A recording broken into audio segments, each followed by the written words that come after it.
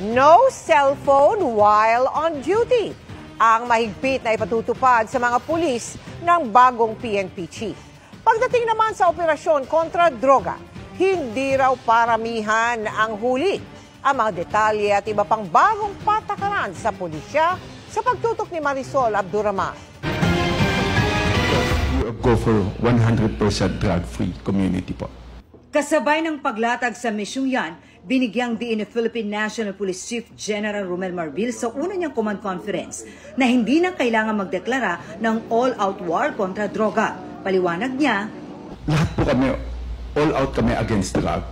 Wala naman po kailangan na ipupuna all-out war. Yun na po yung trabaho namin. Mawala yung drugs Hindi tulad ng mga nakaraan. Sa pagkakataong ito raw, hindi na paramihan ng huli sa kanilang mga operasyon kontra droga. Mas maraming drugs sa'yo, then we expect from you na ito magganitong karami ang huhulihin mo. Kung 10 kilo, di 10 kilo hulihin mo, hindi yung paramihan kami ng huli.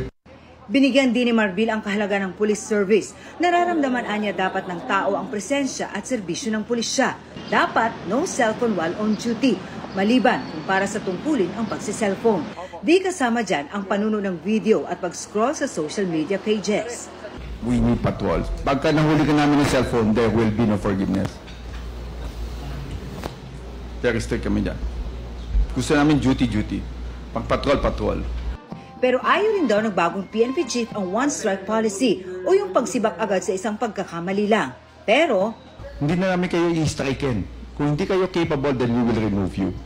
Wala rin daw reshuffle na mangyayari sa kanilang hanay, pero kailangan pagbutihin ng mga commander ang kanilang trabaho. At alinsunod sa utos ng Pangulo, tututukan rin daw ni Marbil ang problema sa cybercrime. Para sa GMA Integrated News, Marisol Abduraman, nakatuto 24 oras.